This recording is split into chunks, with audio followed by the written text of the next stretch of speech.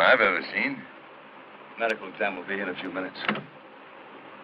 Shot in the chest. Flash burns. Very close range, too. I'll talk to the family.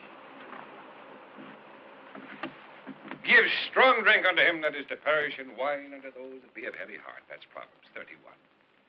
Not knowing your category, sir, which would you prefer, Scotch or sherry? When drink's in, wit's out. Scotch proverb. I'm Doug Selby, District Attorney of Madison County. I'm Frank Antrim. And that young lady sitting there is Janie. She's my son's widow. And seated beside her, 'twas my delight to discover this evening, is her mother, Mrs. Doris Kane. And that gentleman up there is Alex, what's his name? Cordova. I drive the cab out front. And the man in the pool? Total, complete, and unequivocal stranger. How'd he get there? Who found him? I guess everybody, right? It's the truth, your worship. Well, let's begin at the beginning. You picked up Mrs. Kane where? I picked her up at the airport. Time? 9:10. Got her here about 5:30. What plane did you travel on, Mrs. Kane? The 6 o'clock flight from Denver. I've come to visit my daughter. Why didn't you call from the airport? Well, I didn't have her phone number. It's unlisted. Unlisted? Well, I haven't seen my daughter in over 3 years. There was... Well, it's a family matter. Mrs. Kane and her husband never did approve of my son. They never met Brian, but they wouldn't let a little thing like that interfere with their disapproval. Yes, we'd heard quite enough about him to... Mother, we aren't answering Mr. Selby's questions. My husband was killed last year in an automobile accident. My father died several months ago. Mother wrote to me, and I wrote back asking her to visit. And you arrived at 9:30, you said? Right. The lady rang the bell. No one answered. No one answered? Well, you see, my quarters are downstairs. Now, Janie was with me, helped me do my exercises, and I do, you know. And of course, down there, you couldn't hear one thing from the other. Nobody met you at the airport, and nobody's home. You're sure you're visiting the right daughter, lady? Jane is the only one I have. Her letter said... I don't understand. Let's drive down and find a phone, huh? I can't just leave. Look, lady. But, no, a shot from a gun. That would raise the devil in hell, wouldn't it? We heard a shot, and then went and found him. Jane. What is it, Janie? What's the matter? Let there be light. And so it was.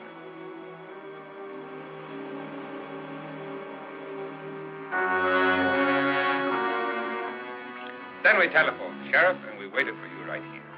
And you left things as they were? Oh, exactly. The body in the pool and the gun on the decking. Gun? What gun?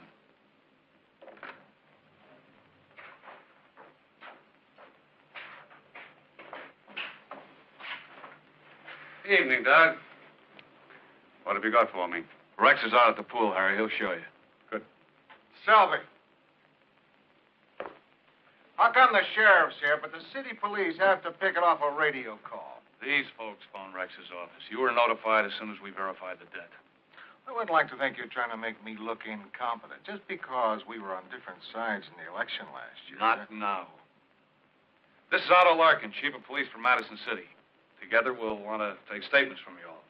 Otto, there seems to be a gun missing. Oh, no, now. It's right out there by the edge of the pool. You can't miss that. It isn't there. But it's on the decking. All right.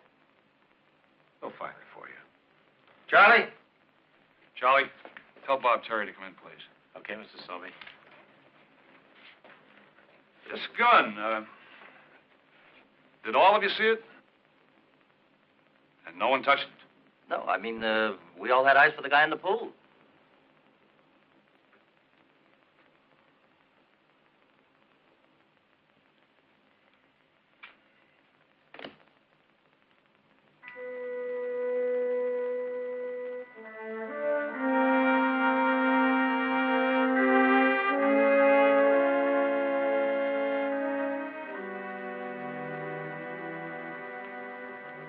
You look too neat to pack carelessly.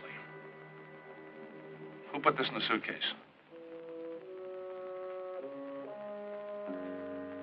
Bob? Mr. Selby. Plastic bag. Tell Otto he can stop looking for the gun and go over the house. Yes, sir. You don't mind if we take your fingerprints, if only to clear you should we find any on the gun. Oh, but they do mind. Unless you have a specific person in mind and evidence and would care to make a charge. Thanks for coming. Mr. Selby, this is our attorney, Mr. A.B. Carr. I believe you've heard of him. Yes, I have. You represent the entire family? Oh, yes. And none of them has anything further to say to you this evening. Unless, of course, they're general statements or possibly evidentiary. But personalized statements in answer to questions that may indicate suspicion. No. I think you'll understand my position, Counselor.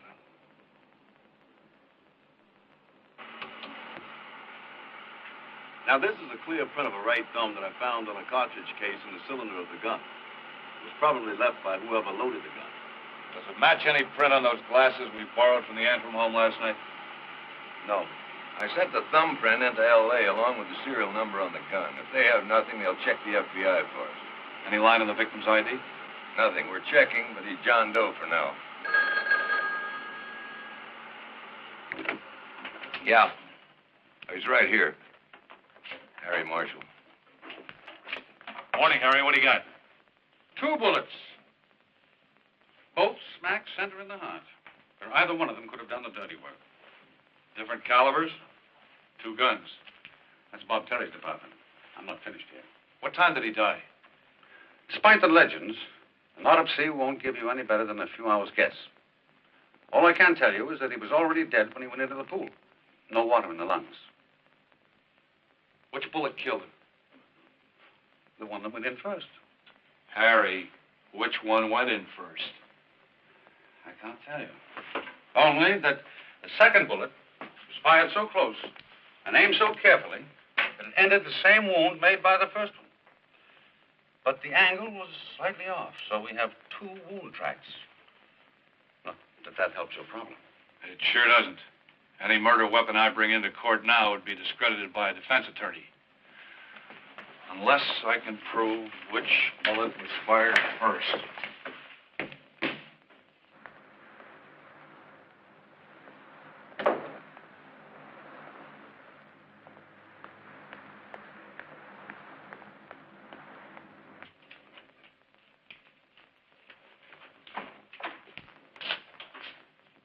Morning, Anita. Good morning, Mr. Selby.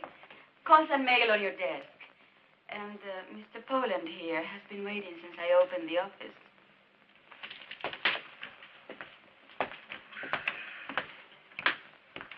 Jeffrey Poland. How do you do? Better and better, thank you. Murder in pool. Unknown victim shot at Antrim home. Can we talk about it? Yeah. Yeah, come on in. Says here you're a private detective. State license.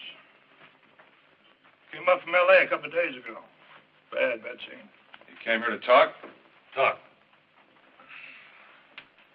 An insurance investigation report is sitting in my hotel room. I sign it and Jane Antrim collects $500,000. That's a lot of money. Even today. Even for an insurance company. But you're not an insurance detective. Work some insurance squeals. Know things, hear things. Got a few contacts. So sometimes I'm brought in on the rough ones. Like the death of Jane Antrim's husband? The policy was on his life. Brian Antrim. I got the company to stall the payoff. Why? 10% of the face value, if the claim don't go through. Well, Mrs. Antrim calls in a lawyer. A.B. Carr. He packs a lot of reputation. I've met him. He threatened suit? With interest if we don't pay up. Now, this kill. Don't know that there's a connection, but... You here to give or to get? Quid pro quo. You know about these people up on that hill? No, I'd like to. The girl married Brian Antrim. A charmer, but no good. Profession gambler. And doing fine. So they're married a while. Things start breaking bad. He loses heavy. He and a little lady start to fight a lot. His old man drops into L.A. and moves in with him. All this in 1 year? Right. So one night, the three of them go to dinner at the beach. The men drink. Too much. She and Brian start to fight about who drives. He drives off with his old man, leaves her in the parking lot. Coming through Topanga Canyon, the car goes over the edge. Frank gets thrown out, but Brian, He die on the scene or at the hospital? in the canyon. A fancy private sanitarium nearby, a place called a sanctuary, gets the call, sends an ambulance to bring him in. Real zip. Got Frank treatment in time to save his life. Saved his life, but he was left crippled. Beats dead. Will never walk again. Also did something in his head. Traumatic amnesia. Can't remember that night. It's convenient, huh? It happens. Still, it's convenient. With the car busting apart in the fall and then burning up. We can't prove a thing. But there's nose that smells something. No skid marks. How drunk is the guy? He don't even try to stop him going over. So I find reasons not to sign a report. Such as? Like a beneficiary can't collect if they deliberately cause the death. There's a word for that. You can prove it. They call it murder.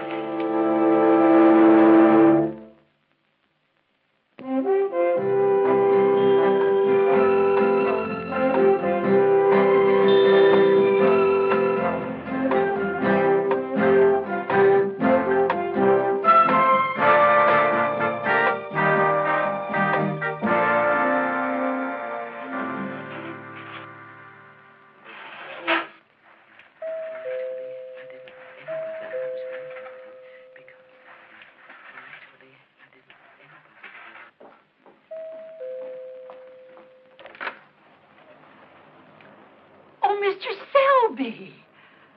Well, you look just like your posters. I voted for you, you know. Thank you. May I come in? Of course.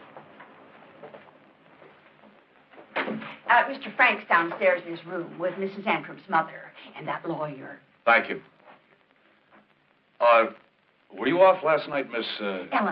Ellen Sachs. Oh, Lordy, I'm off every night. I don't live in, Mr. Selby. I just come in and clean 3 times a week. Well, the house this big, you must have your hands full. That's a fact.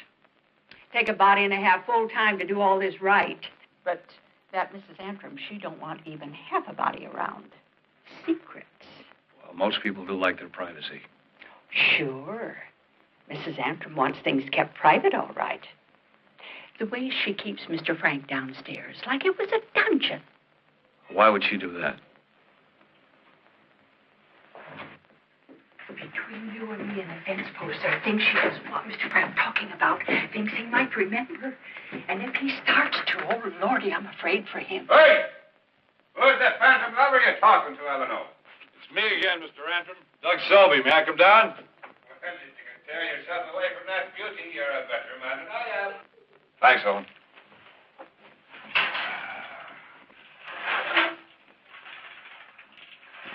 Well, in the bright light of day, it's a cheerier welcome I can give you than you found last night, Selby. Good. I'm glad you're here, Mr. Carr. There's some questions I'd like to ask Mrs. Kane. Coincidentally, Mrs. Kane and I were just on our way to see you. I wonder if we had the same thing in mind. I'm sorry, I did something foolish last night. Unintentionally. The district attorney will understand. The gun, I picked it up. Well, I was afraid to have it lying there untended. Mrs. Kane worried, and rightly, that the killer might return and use it again. Tell him what you thought. Well, I was afraid that you might misunderstand, so I wanted Mr. Carr to return the gun and explain. But you, sir, were too astute to have discovered it yourself. There now, no one's the worse for it. You understand the gravity of tampering with a murder weapon? Was it a murder weapon? You can't be sure, I've heard. What's the charge for firing a bullet into a dead man, Mr. Selby? A felony, tampering with evidence of murder, aiding and abetting. You're not a man to trade small jokes. Not about murder, no.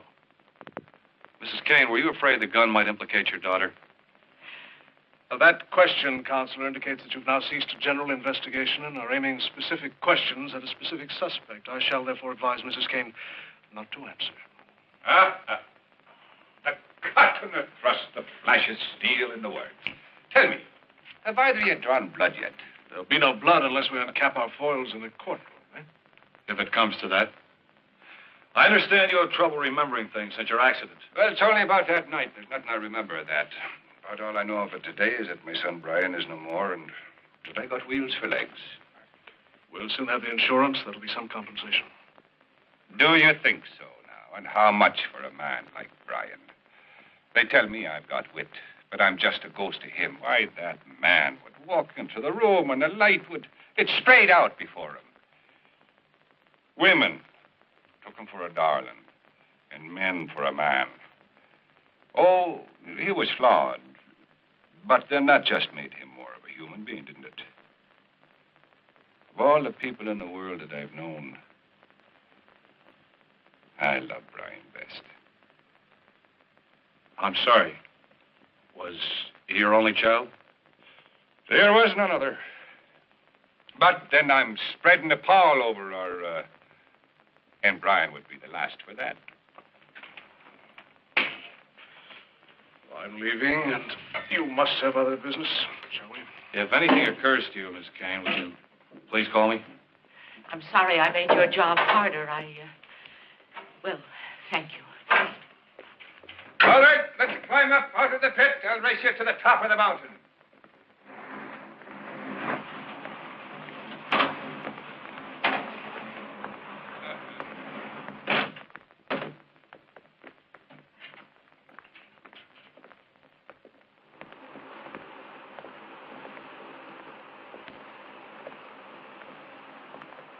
Hi, Sylvia. This is A.B. Carr. I don't think you two have met.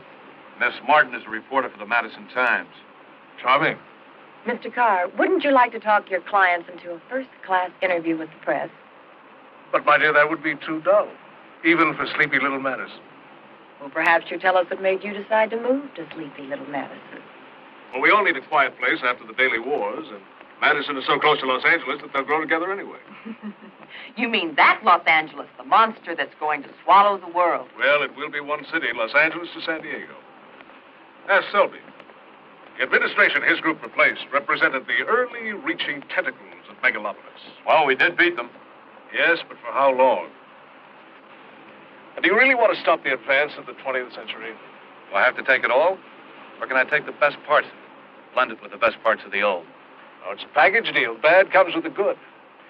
People live better and longer these days. A little pollution isn't too high a price to pay for that. A little pollution?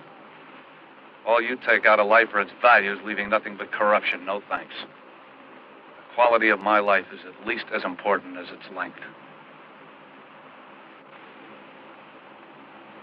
I apologize for patronizing you to this moment. Miss Martin.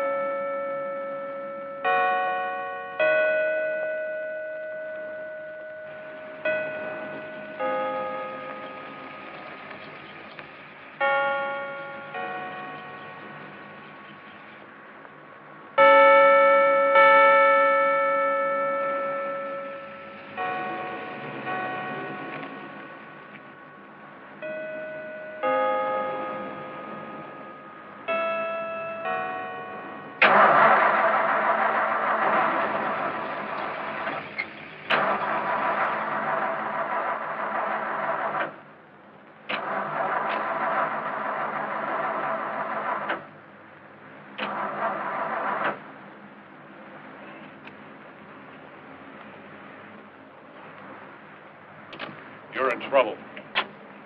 Carr, I mean. I suppose I should play coy and say, what else could you mean? Matter of fact, that just came from your house. Now, could be blocked fuel line or the carburetor.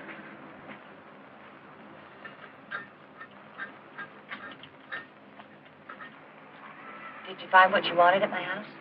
Your mother, with your lawyer at her side, gave me an explanation as to why she hid the gun in her suitcase. I know you have to do these things, but please be gentle with Mother. She's not really used to dealing with the uglier facts of life. Keep that in mind. Dad gone, she's alone. So am I. You have Frank. He's a lively character. As you say, I have Frank. Any sign of him remembering the night of the accident? No.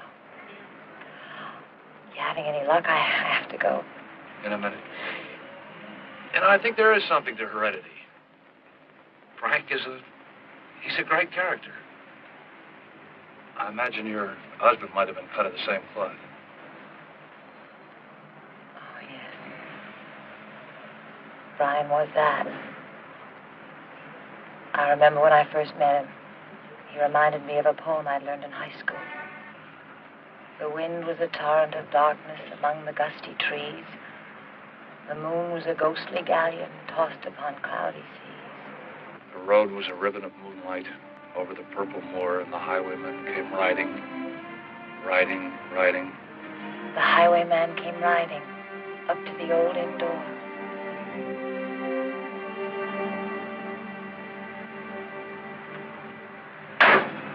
Try and start the car now.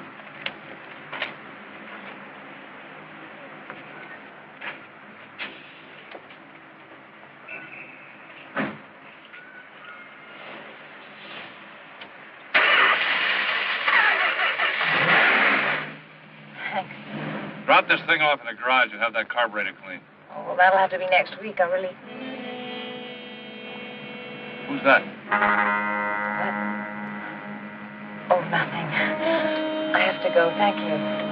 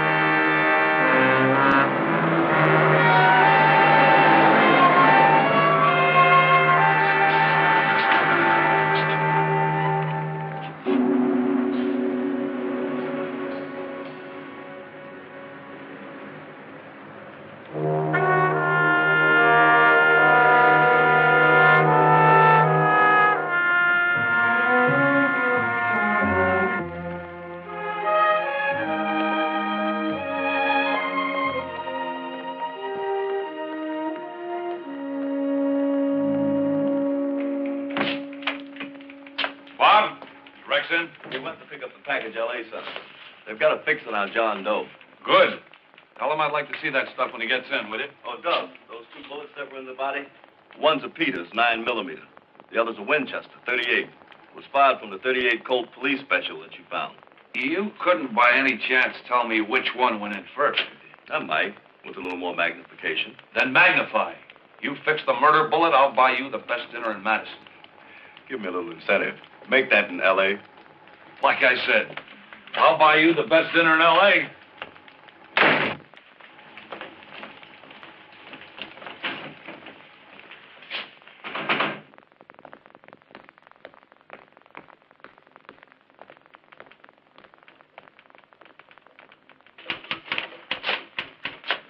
You still here?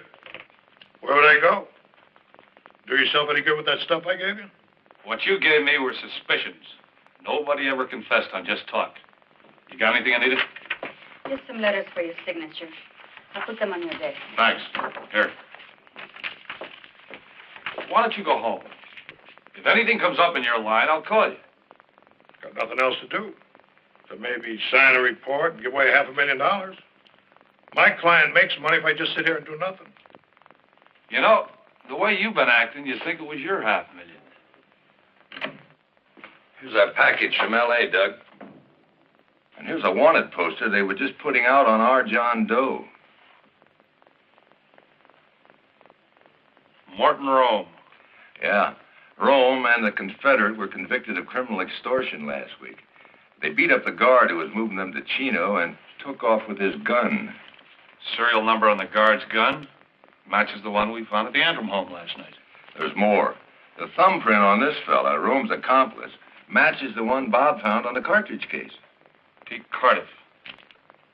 Rex, this guy was standing outside this building not 10 minutes ago. I'll get out an APB fast. Hold it. Quid pro quo, fellas. I told you about that sanitarium. The sanctuary that picked up Frank and Brian's remains. Yes, so? The ambulance attendant was named Morton Rome. And the driver, Pete Cardiff. Now, what was that you said this morning about convenient?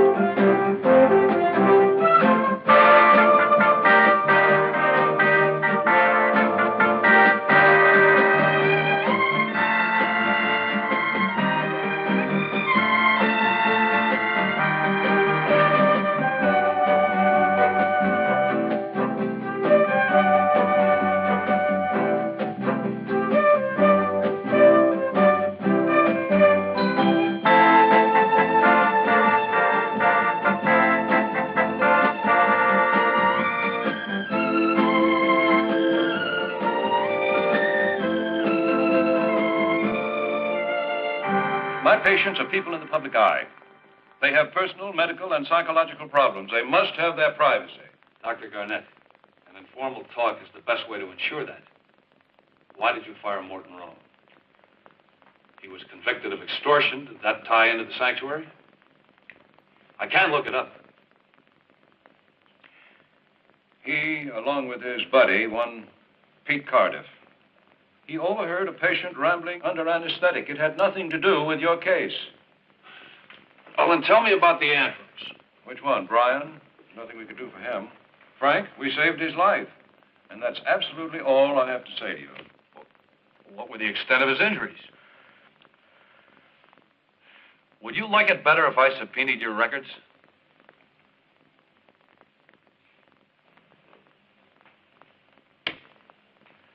Records. Antrim. Frank. The sanctuary is the most modern private hospital on the West Coast. We're completely computerized and microfilm. A flick of the red switch, a specific request, and in a moment or two, voila. The complete medical history of one Frank Antrim. If you don't mind, I'll translate into layman's terms. The patient was admitted in a comatose state. There was injury to brain, nerve, and spine. We instituted emergency treatment. You called the family first. Of course. As I recall, Mrs. Antrim had some sort of trouble getting home from a restaurant. How did she respond to the news of the death of her husband? Well, she was devastated, of course, but brave. She was concerned for her father-in-law. He couldn't be moved, so she suggested that we put him up here in our best suite. There are a number of operations. How long did he stay here? For more than 3 months. And then she took him home. Yes? They're waiting surgery for you, Doctor. Thank you. I'll be right there. About his memory loss. Will he remember? Why, we can't predict about a thing like that. Traumatic amnesia after an experience of that kind is quite common. By the way, who notified your hospital of the accident? I beg your pardon? How did you know to send an ambulance? There was a phone call. Yes, that was it, of course. Who called? It was an anonymous caller. People just don't want to become involved. They'll call for help and then just fade away. And you'll have to excuse me. What? Why in this case? There wasn't a fight. A car went off the road. Why not give your name? I'm sure I don't know. If you'll excuse me, they're waiting for me in surgery. I hope it's been helpful. It's been enlightening Thank you, Dr. Garnett. Good luck in your search. I'll be in surgery, Miss Harris. Dr. Garnett's office? No, I sent reports yesterday. You should receive them by now. Patient registry, January 12th, 1969. Well, I suggest you use the medical records department and see if they can get a copy. They photostat everything that Antrim, so they certainly got copies. Rona Corbin.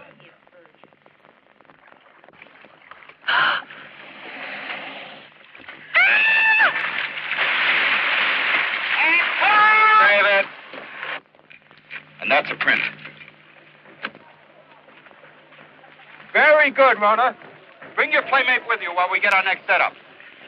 Jack, I want a tight head on Rona. And let's put down some tracks and dolly along the bank.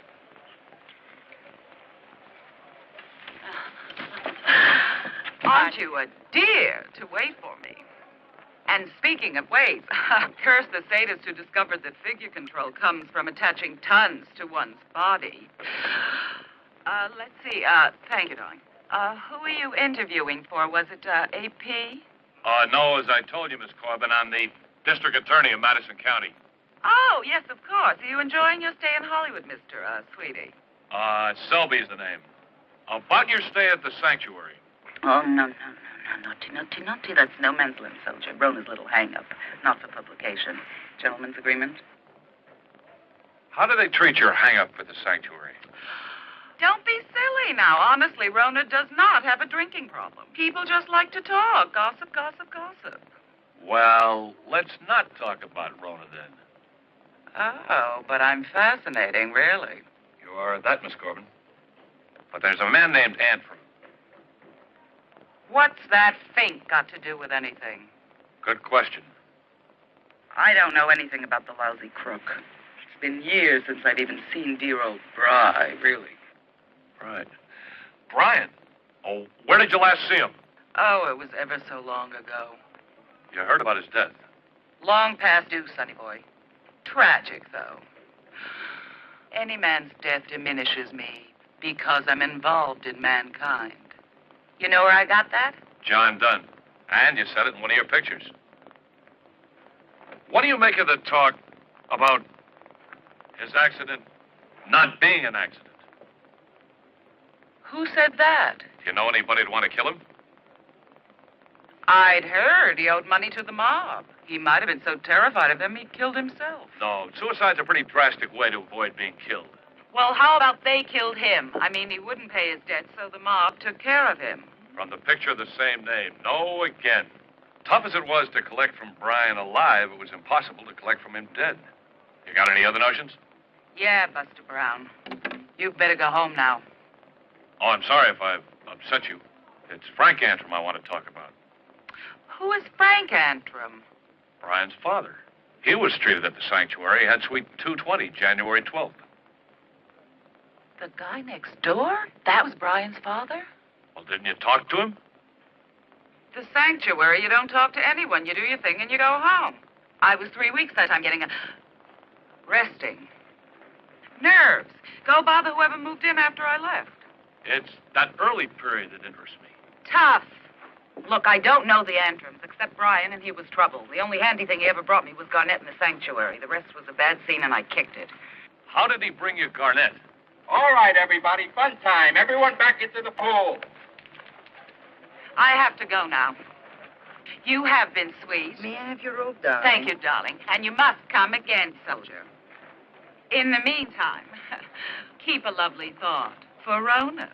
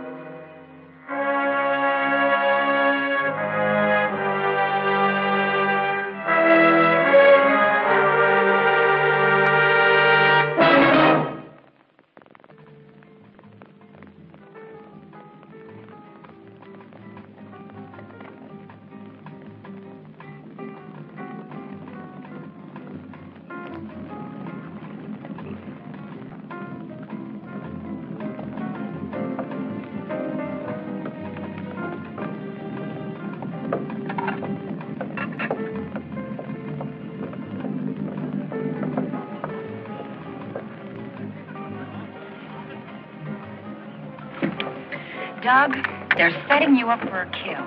Read the Sentinel. Chief Otto Larkin aids in your search for the murderer. And if nothing turns up, you're the goat. You know, the guy who invents a handle for these things is going to wind up a millionaire. The Sentinel is trying to make a political issue out of this murder.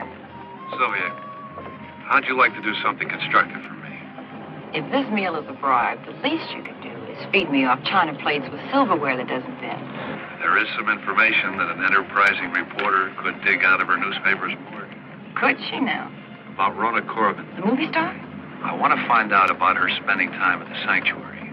Also, anything connecting her to Brian Andrews. Now, that could be a story. Look, I gotta get back. You enjoy your lunch. Darn it. You'd better get over to the police station, Mr. Selby. Captain Larkin has a prisoner. He's posing for pictures for the Sentinel to show how he caught the man you're looking for.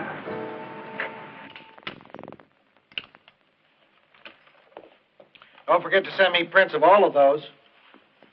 Hi, Selby. Just about to phone you. Sure you were. As soon as he ran out of film. Congratulations, Otto. Did he resist? I wish he had.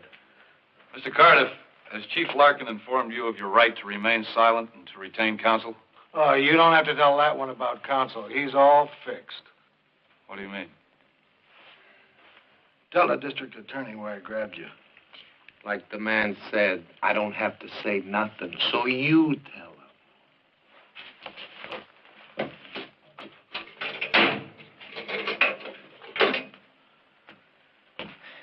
I busted into the home of that lawyer, A.B. Carr, and pulled this one out from under a bed.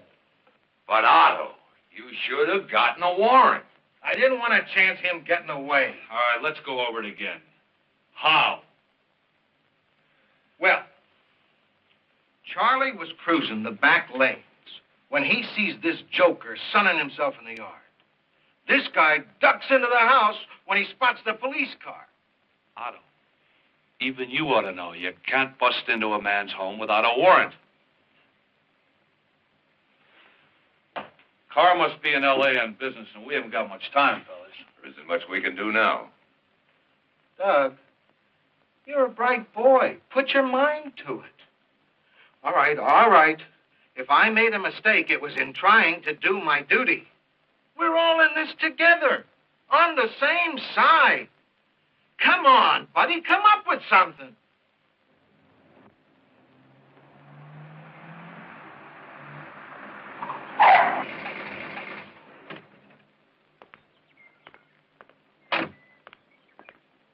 Go.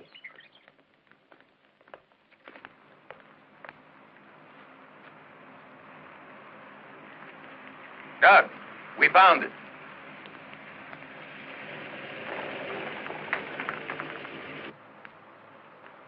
This is the room Carr diffused. Those his prints, Bob? Loud and clear. There's 3 days' worth of newspapers over there.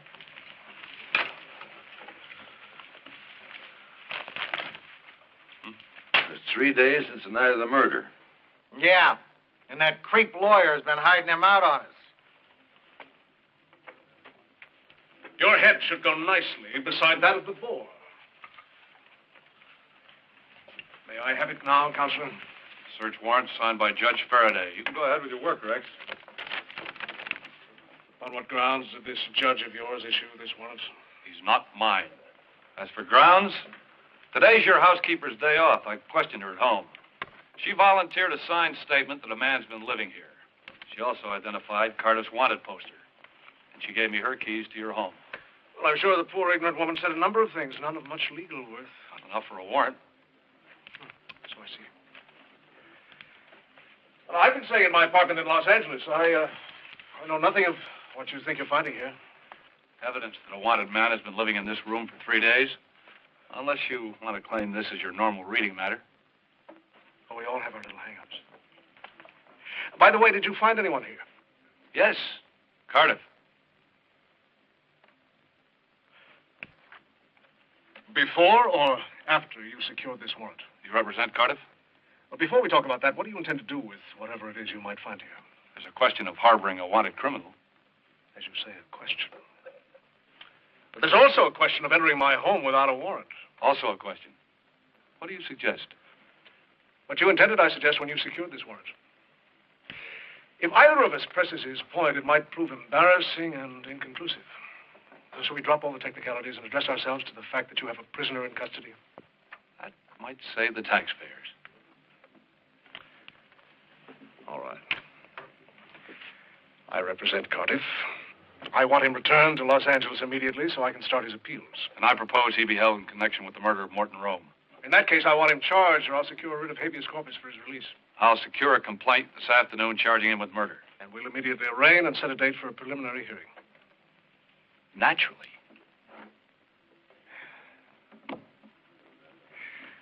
Now, if you'll all clear out, I'll lock my house and visit my clients. Okay. All right, boys, let's go home. We saved Otto's bacon. Now our fat's in the fire. There's no sign of the missing gun here. We need it if we're going to hold on to Cardiff. Doug, this Cardiff, he's nothing but a small-time punk. Where does he get cash to buy a lawyer like Carr? That's the big question, isn't it?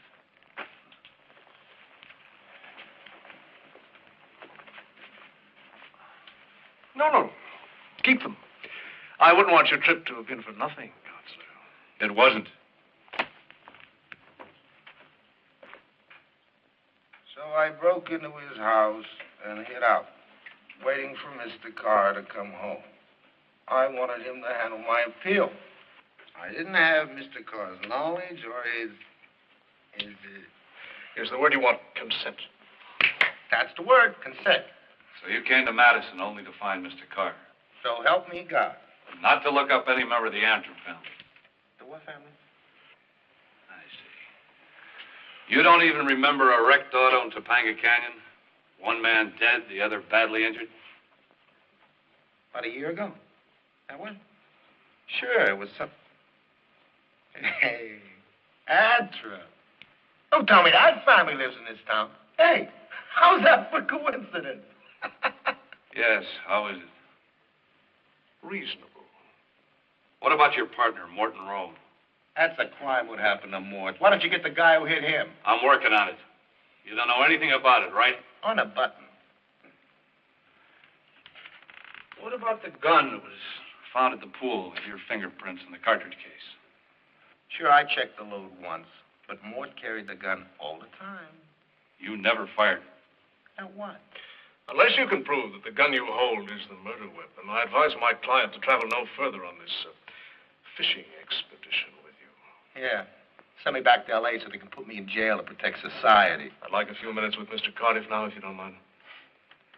We're through. Guard.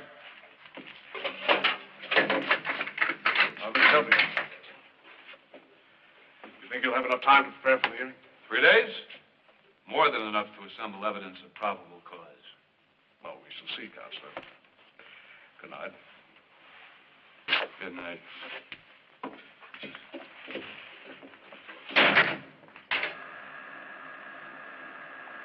Well, of course we'll be at the hearing. I wouldn't miss that for the world. And you can't add anything to what you've already told us. Well, I like to tell a tale. A small bit of encouragement. Thanks. The truth is all we want.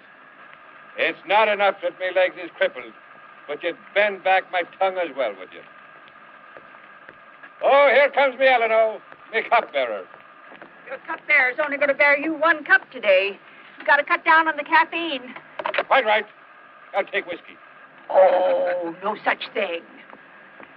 You want it on the phone, Mr. Selby? Thank you. Excuse me, Frank. Righto.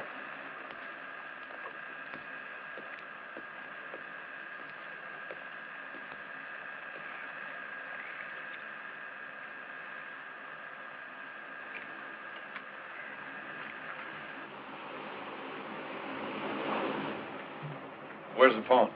There isn't a call. I simply had to tell you I'm scared for him, and that's the truth. What happened? He's remembering. He was talking to Mrs. Antrim's mother yesterday, and he started to tell her about a wild ride he had. I know he was talking about the accident. How much did he say? That's just it. He stops because she comes in, looking like the Fury. But he's remembering, and she'll do something terrible to him for that. Maybe her and her mother together. Thanks, Ellen. You keep your eyes and ears open. Let me know if you hear anything more. It'll be too late then.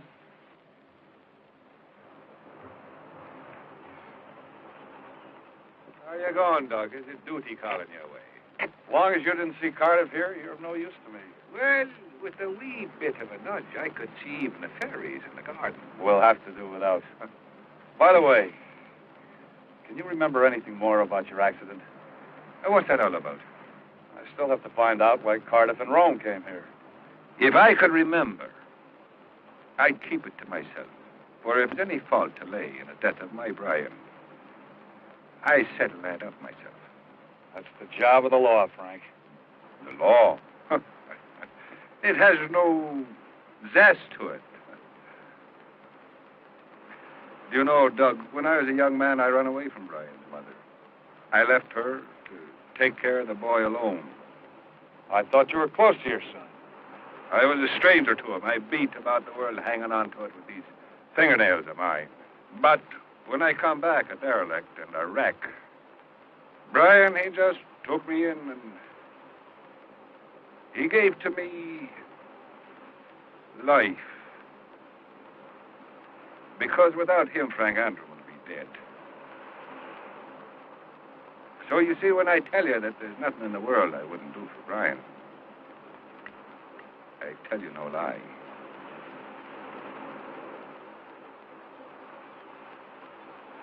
Ah, but the secret is out.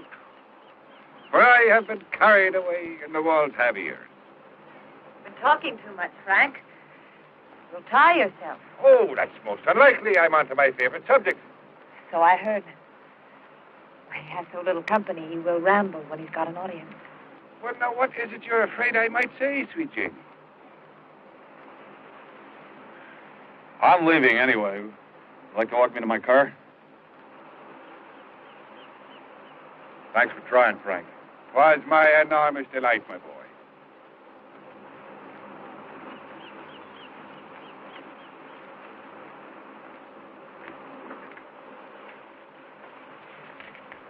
Jane, you realize you'll have to take the stand at the hearing.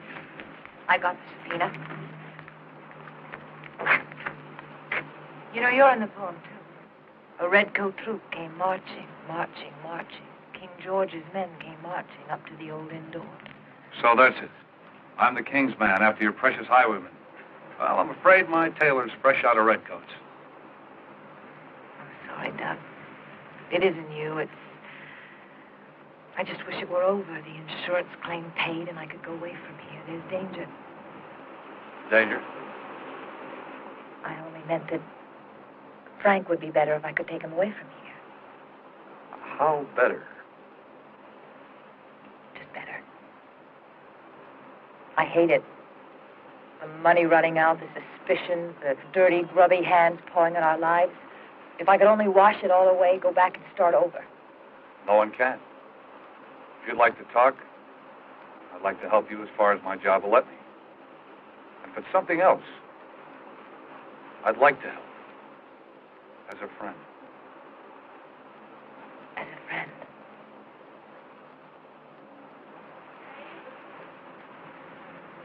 Where are you? Oh, heavens, Selby. I didn't know.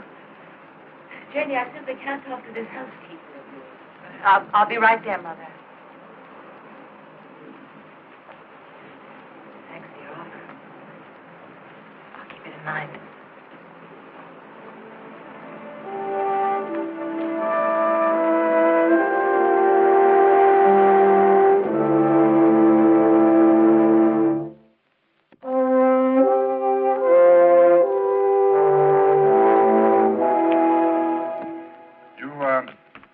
People, Mr. Selby. Ready, Your Honor. Mr. Carr? Quite ready, Your Honor. Call your first witness, Mr. Selby. Bang. There's a shot. You heard only one shot? Right. So we go, the lady and me, and look. A fellow's in the pool, and he's dead. But you didn't see the shooting. No, I did not. We heard the shot, and Janie ran up the stairs. But it took me a bit longer, as you might imagine. Did you see him fall into the pool? No, he was already there when I came out. All right. Well, then, would you please examine this and tell us if it looks like the weapon that you found at the pool? Yes, I picked this up and put it in my suitcase to save it for the police. Then you believe a bullet from this gun killed Morton Rome? Could be, but they were the two bullets. In my opinion, one of them was the cause of death. Thank you. That's all, Your Honor. Mr. Carr? Dr. Marshall, could you say which bullet killed Rome? I could not. Thank you. Call Robert Terry, please. This is a Peters 9mm soft-nosed bullet. It was fired into the body of Morton Rome from an unknown weapon. This is a Winchester .38 caliber soft-nosed bullet, and it was fired into the victim from this .38 caliber Colt Police Special. Which bullet entered the body first? Objection. Speculative. If Your Honor will allow, Deputy Terry will demonstrate clearly a scientific basis for his response. Well, now, the court must confess to a certain amount of curiosity. Go ahead, Bob. Let's see what you have. Answer the question. This is the bullet that entered first. Now, how do you know that? This is a blow-up of the nose of the Winchester bullet. You see these markings? Well, that's the material weave pattern. Now, this is a magnified piece of material from Rome's shirt. The weave pattern is similar to the pattern on the bullet.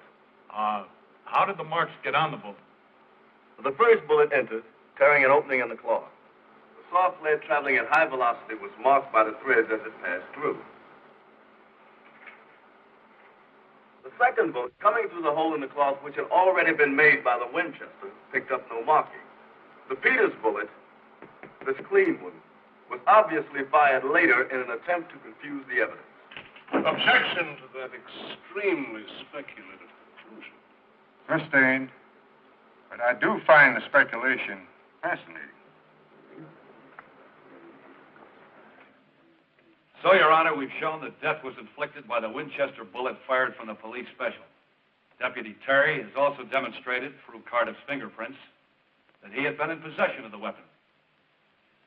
In conjunction with the rest of the testimony, the people asked that Pete Cardiff be held for trial in the murder of Morton Rome.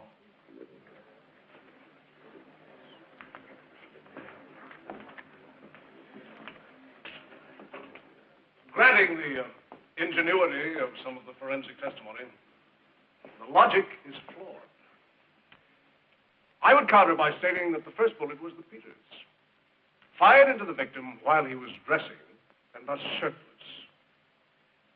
The murderer finished dressing his victim and then fired the Winchester bullet into him. If this is true, then the state has yet to find the murder weapon. As for the police special they do have, Mr. Carter concedes that the gun had been in his possession earlier. But the very fact that the prints of others obliterated his upon the body of the weapon proves that the gun was subsequently in the possession of others. Now, the people have offered no proof that Mr. Cardiff was in the vicinity of the crime, unless his presence in Madison is considered vicinity. In which case, there are 50,000 souls crowding up the vicinity. But most importantly, there was no motive of it. Why? For what reason would he kill his companion and escape? Your Honor, my case in brief is that no case has been offered to bind this man over on this murder charge.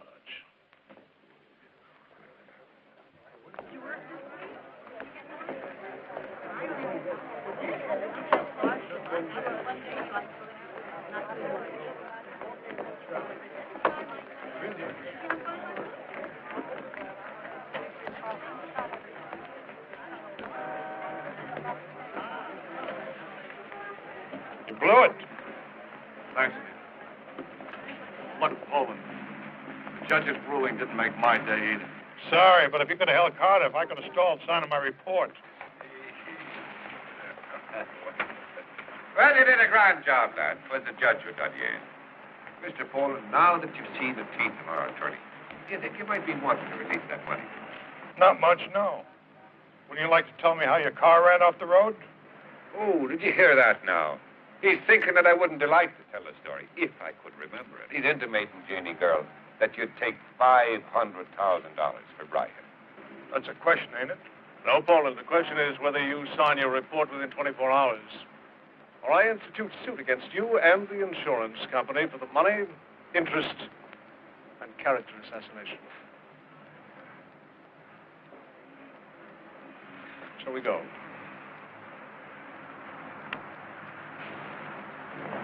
Better like next time, Councilman. Mr. Carr, a couple of pictures, please.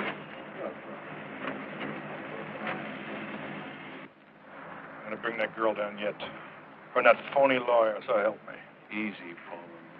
Don't you turn this into a personal vendetta. The hell you say.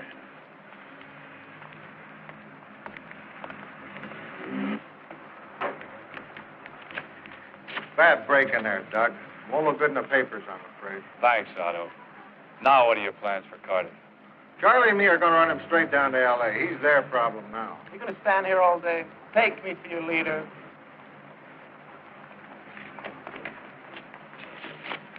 Sorry, Doug. You did fine, Bob. And I still owe you that dinner in L.A. Forget it. Right now, I don't have much of an appetite. Yeah, I know what you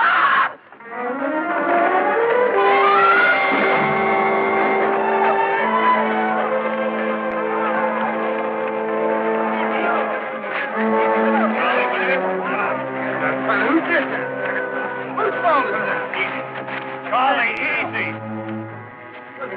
I got him.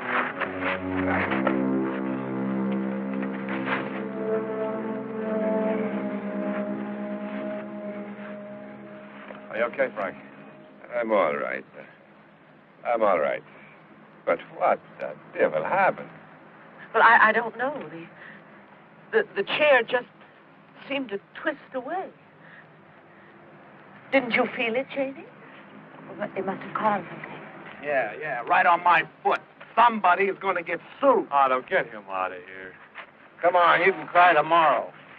All right. Out of the way. Well, seems to be no harm done. If you'll excuse me, I'll say goodbye. Let me help you to your car. No, thanks. It's the garage fixing that carburetor. We'll take a cab.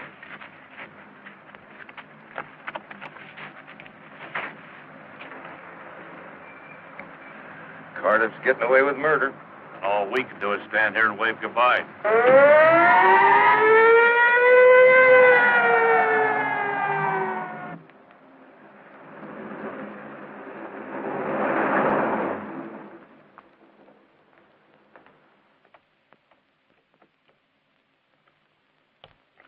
Come on, Brodsky, open it.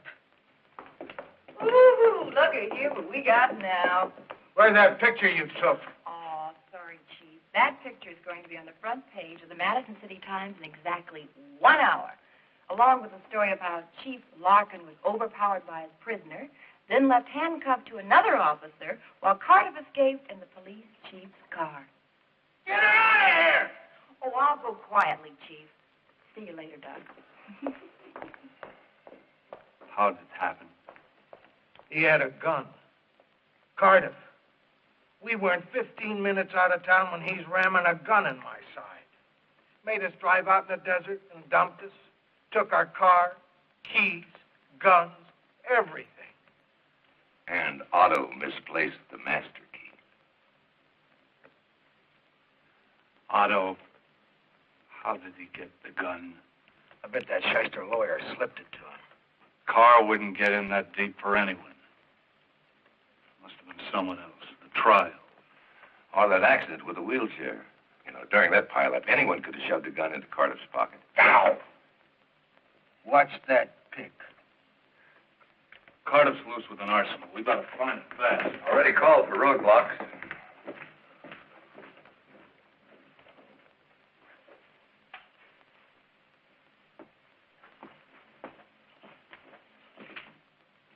It's happened. She wouldn't let me close up without seeing you. I'll close up. Good night, Anita. Don't you keep him too long. He has a life to live, too, you know.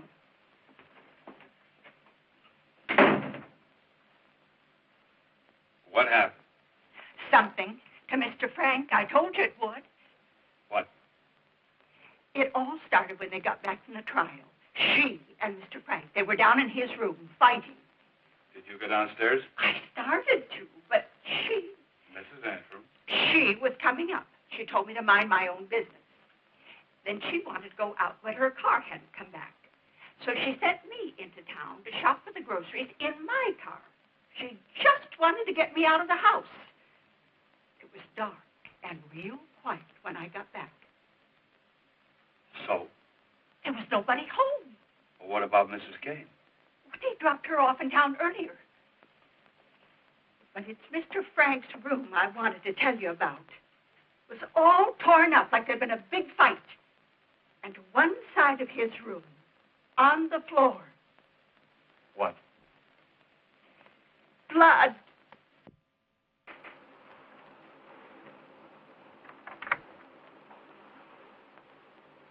What's happened to Jane? Oh, I didn't know anything had. Well, she's not here. No, the taxi brought me home just 15 minutes ago. Nobody's here. Have you looked down in Frank's room? Well, I called down. Let's have a look.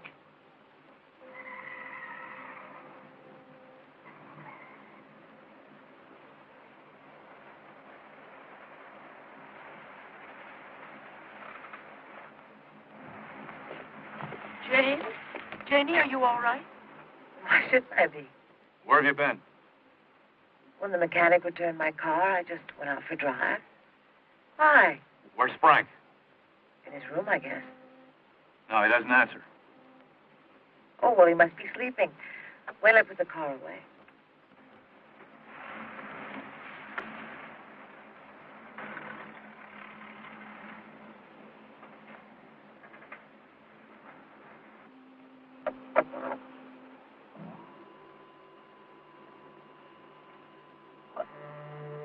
What's that?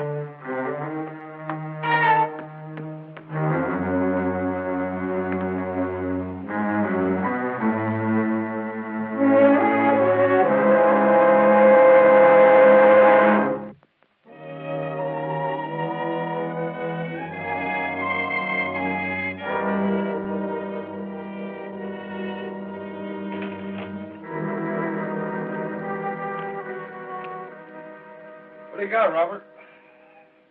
I don't know how I missed it before, but this looks like a dried blood stain. Someone must have fought a war in here. Well, if you find out anything about where Frank's gone, sing out. With Chief Larkin's auto in the garage, it's a sure bet Cardiff had something to do with it. Then where is Carter? Mr. Selby, the sheriff wants you. Down at the edge of the cliff.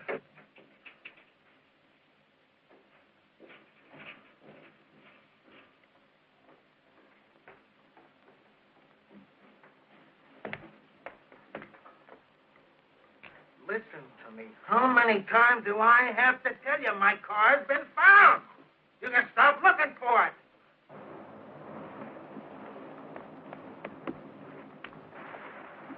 Rex! He said, get some ropes down on a stretcher before the tide comes in. Rex! Is that Frank's body? No, it's the private detective, Jeff Bowen.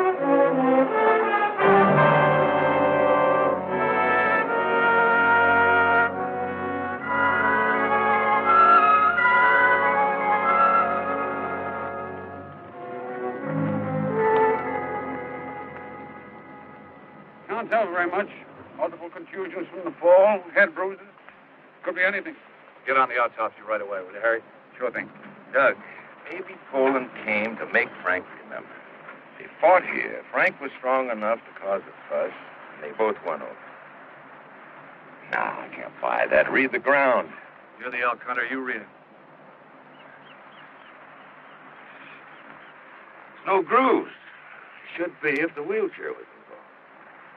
There was some kind of a fight here. but now with a man in a wheelchair. Now it was two men, toe to toe. And with Otto's car in the garage, I'd say one of them was Cardiff. Wheelchair. How did it get down there? Maybe Frank wheeled himself out and He couldn't have. Frank can only get out of his room by riding that lift up. I found that lift at the bottom of the staircase, and by the looks of his room, he fought down there and lost. Fought who? Either Cardiff or Poland. Body was dragged here in a wheelchair, dropped over the side. Chair landed on a rock, Frank in the water, and he was washed out by the tide. It appears.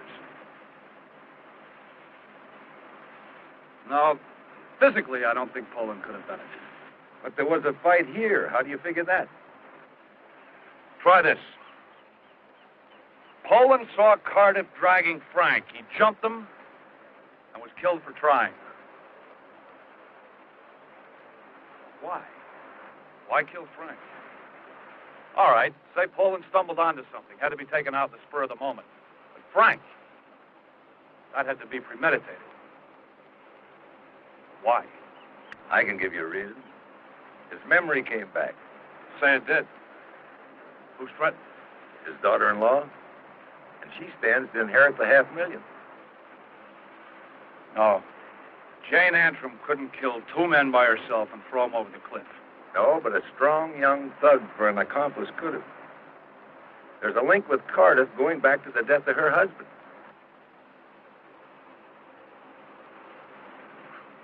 Rex, we could stand here all day and try to figure out who did what and why.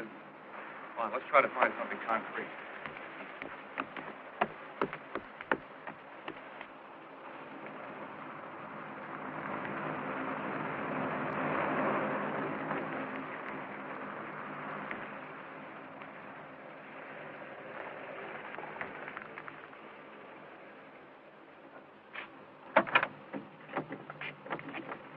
How's it going? A lot of latency here. Here's a worksheet I found on the seat. Should be useful in eliminating the mechanics prints.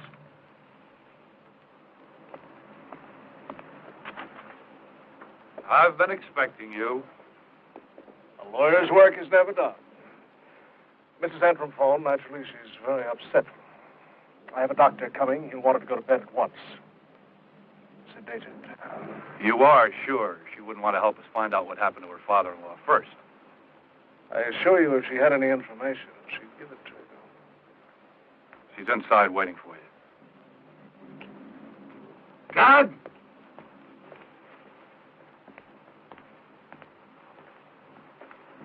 Look at this guck. Oil tar splattered over the bottom of the car, and it's fresh. She must have driven it over a newly repaired road. The county doesn't use oil tar on its roads. It was a private road. Bob, let me see the mechanic's invoice. What are you looking for? The mileage. When the car left the garage, it read 9,147 miles. And the odometer on her car now reads 9,190. Now, that's a 43-mile difference. 3 miles lost bringing the car from the garage to the Antrim home, leaving a round trip of 40 miles. 20 out and 20 back. This represents a 20-mile circle around the Antrim home. The mechanic swears there was no oil tar under her car when he worked on it. So, somewhere on this line, there's a freshly repaired private road. We gotta find it, Rex. Morning, Harry. Yeah, that fall that Poland took makes it almost impossible to determine the exact cause of death. Harry, Bob analyzed the dried blood stains we found downstairs. He says it was type B. What was Poland's blood type? I see. Thanks.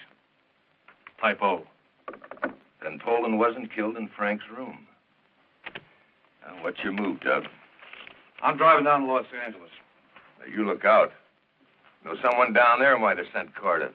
He could be the arrow to someone's bow. Poland was digging in only one hole. The death of Brian Antrim. His murder must have come out of that search. Why?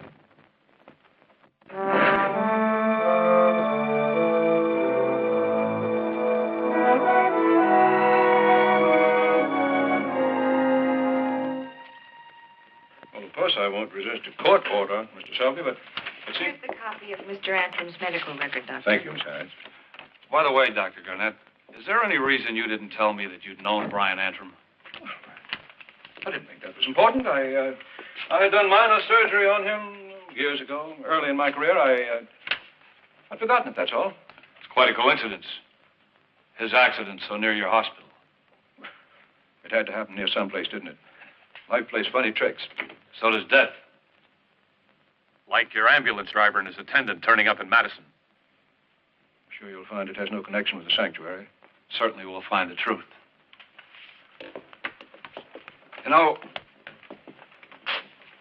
the last time I was here, someone tried to force me off the road. That's terrible. Must have been an accident. Another accident. If anyone notified a potential killer of my activities, that person would be charged as an accessory. Did you know that? Well, of course. I would assume that anyone did It think helps that. to be aware of those little things. Goodbye, Doctor.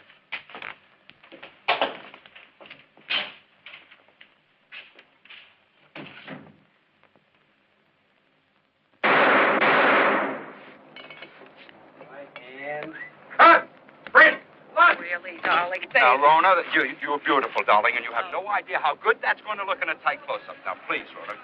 Oh. Yeah.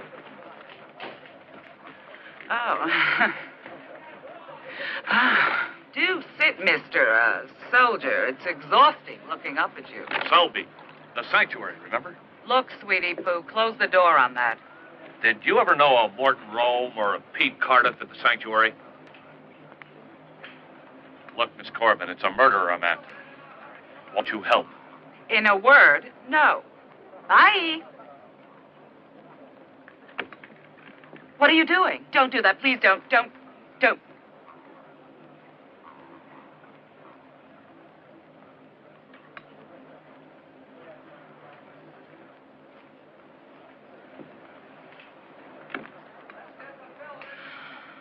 How did you know? I never heard a cork pop. All that champagne and you're clear-headed. A case of ginger ale just went in your dressing room and an empty one came out.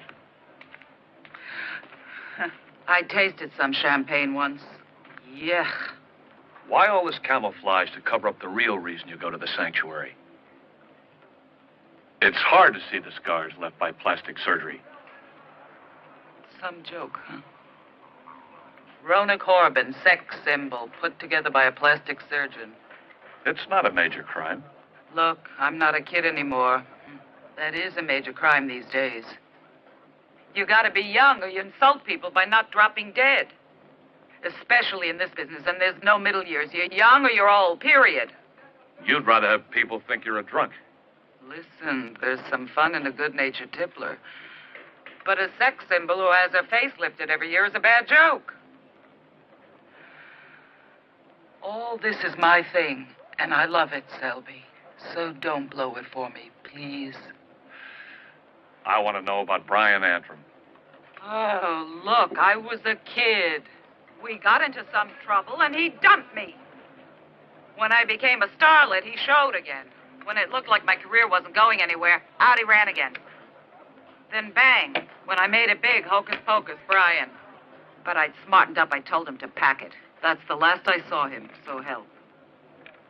You got a real thing about him, don't you? Brian? He's one of the world's great people users, a taker, anything from anybody, a no good. That's not the picture I get from the family. Oh, come on. They had to be used more than anyone. To know Brian was to want to kill him.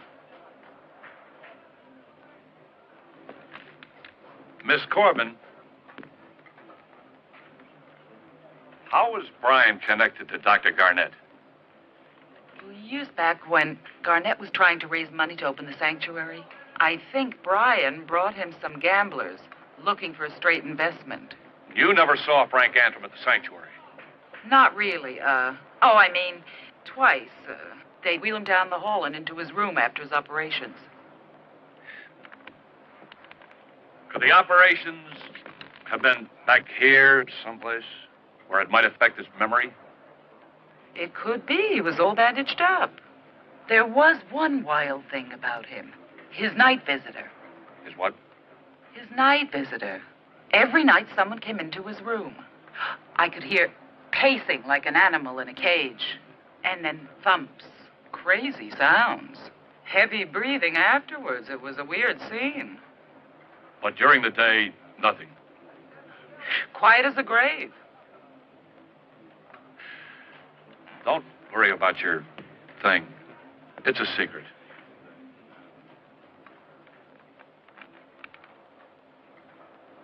Keep a warm spot in here for our Rona, won't you, soldier?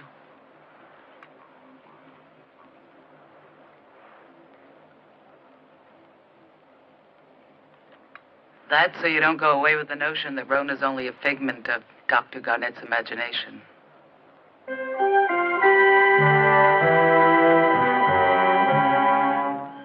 His night visitor. It was a weird scene. Yes. Yes.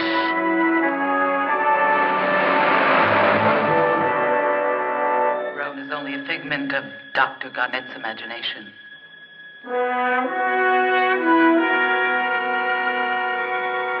So that's the way it is.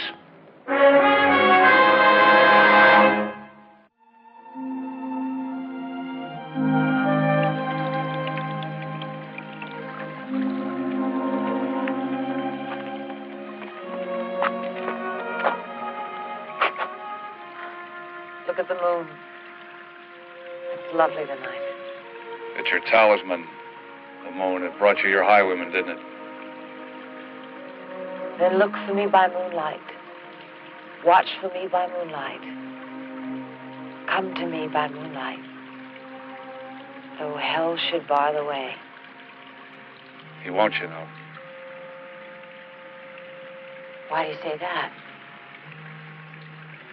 Because you're probably going to jail for... No, Doug, don't say a thing like that. And I must warn you not to say anything to me without your lawyer present. Do you understand that? Yes. But why are you here? Because I want you to know that you won't be able to hide behind what you think I feel. Then you do feel something. As I do. Something. But not as much as you wanted me to. 3 men have been murdered here, and you helped. Not true. Morton Rome died first downstairs. There was a fight over Rome's gun. It fired. But there was no way to get rid of the body. Your mother's taxi blocked your car in the garage.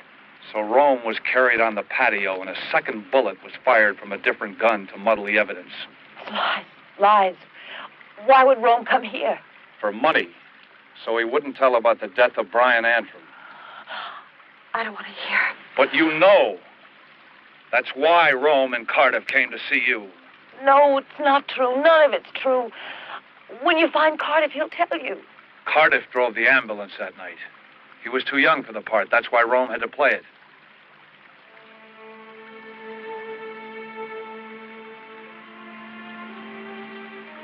I didn't want to. I couldn't help myself.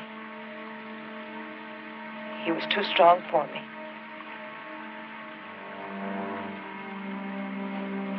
Help me. Please, Doug. Help me. I can't. There's too much blood.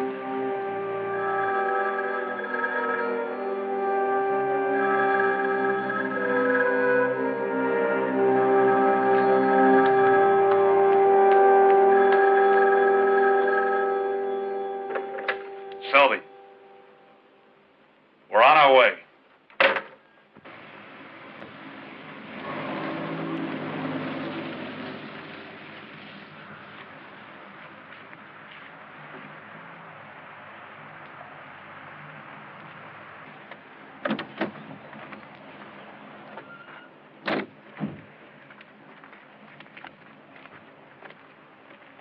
That tarred road is smack in the circle you drew on the map. You must have rented one of these houseboats. Which one? Let's wake up the manager.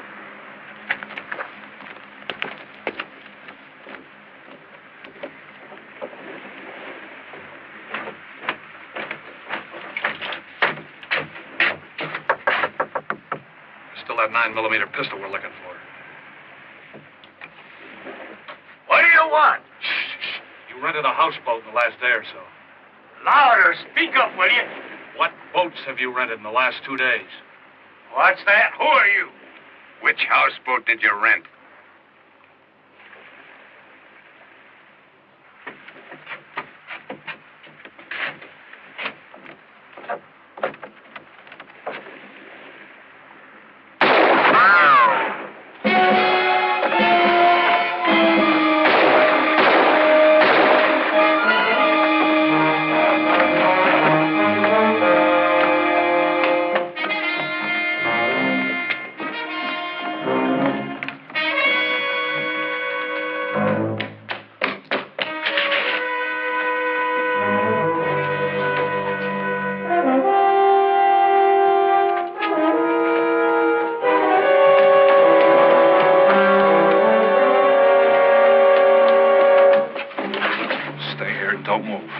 Doug, you're keeping me from doing my job. That man has killed 3 times already. Rome, Poland, and Cardiff. Cardiff?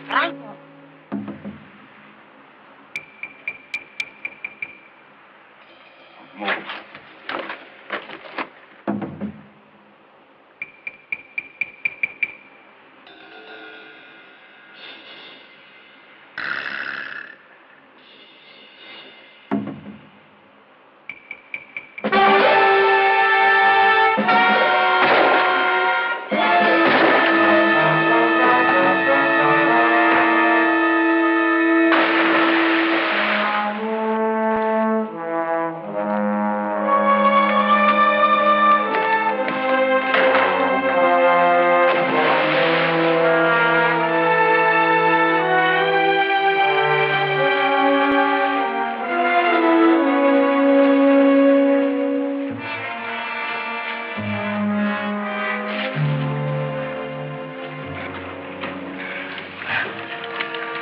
Double back on us. But who is it?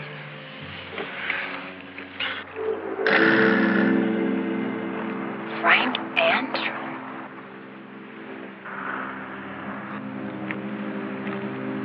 This isn't Frank. This is Brian.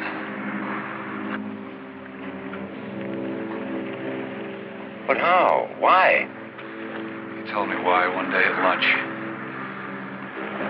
Because he loved Brian Antrim above all men. There was nothing he wouldn't do for him.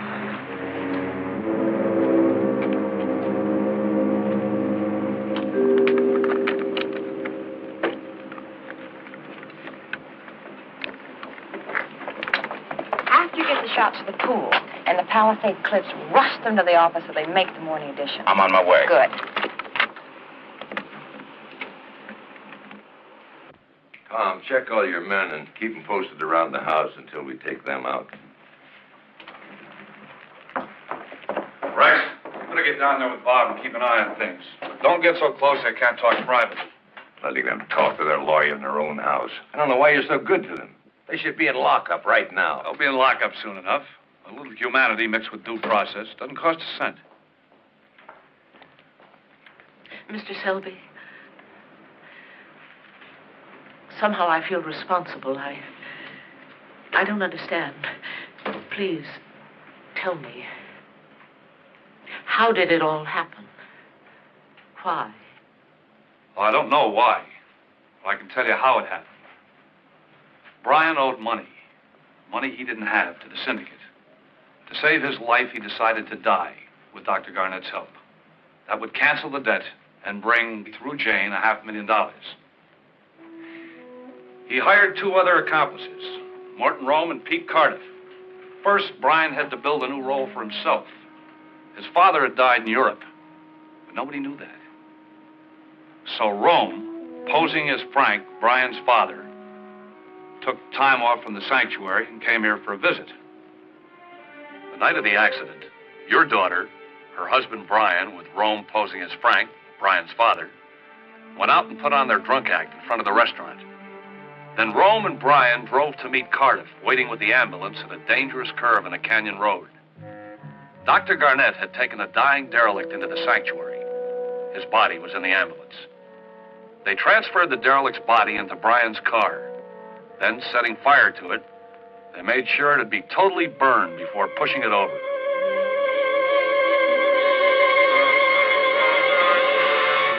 Then Rome reverted to an ambulance attendant, and he and Cardiff drove back to the sanctuary, bringing Brian on a stretcher, leaving the derelict's corpse to be identified as Brian. An actress friend gave me the idea for what followed. Dr. Garnett, the plastic surgeon, altered Brian's face, simply aging him for his role as Frank. They made up a false dental chart to conform with the derelict's teeth. Cardiff had broken into the office of Brian's dentist and switched charts. Between the widow's lies and the fake dental charts, Brian is established as dead. Frank is alive, with traumatic amnesia and confined to a wheelchair, helping to attest to the authenticity of the accident.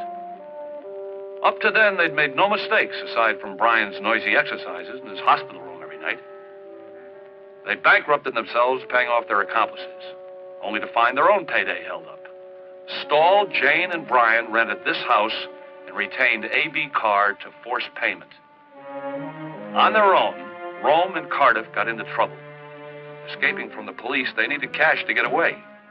They decided to blackmail the Antrums. Brian killed Rome and dumped his body into the pool. Then everything fell apart. Cardiff hid out in their attorney's house for safety, using the phone to blackmail the Antrums into a promise of money and the services of Carr when needed. Dr. Garnett called to tell him I was snooping down at that end.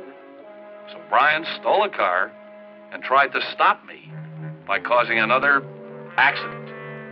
We caught Cardiff, and Brian had to help him escape. He released the handbrake in his wheelchair and ran into the police so he could slip the prisoner a gun.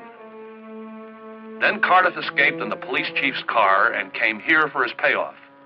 He walked into a trap, and Brian killed again. This time, he carried the body to the edge of the cliff, but Poland stumbled onto him. He attacked Brian to stop him from throwing Cardiff into the sea. He died trying. Panic set in, and once again, Brian decided to die. He threw the wheelchair down to the rocks beside Poland's body. He wanted us to believe that Cardiff had killed both men and disappeared. We'd forever be looking for Cardiff that way. Then Jane drove Brian to the houseboats. He was to stay there until your daughter collected her $500,000, and then they would both go abroad.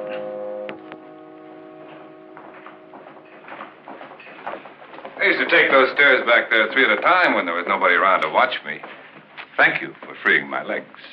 But you've bound my wrists with the rest of me to follow, eh? Well, man can't win them all, can he? Oh, Janie, if only I hadn't tried to see you. If only I hadn't come that night. I'll drink to that. If your damn taxi hadn't blocked my way out of the garage, you'd be dancing in the clouds on a Paris flight right now. Don't talk to her like that. Oh, let's not have a falling out at this stage. Love.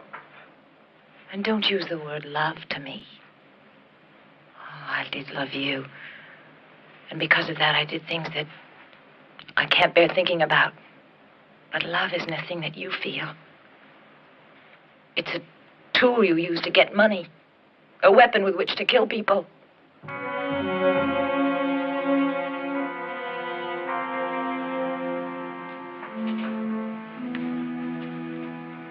It's been a long time since I felt anything for him.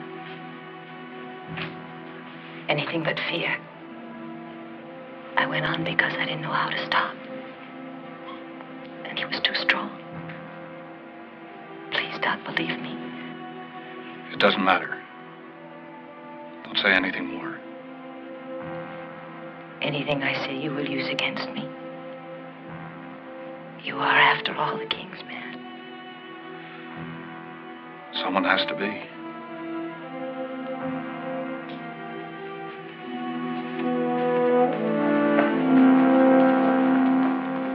I confess I'm not looking forward to going into a courtroom on this one. Would you consider a deal on a plea? Let's leave that to the court, shall we, Counselor? Besides, there are some things about your part in all this we want to talk about. Talk. Certainly, any time. I know you're much too wise to say things you couldn't prove. Well, as the saying goes, see you in court.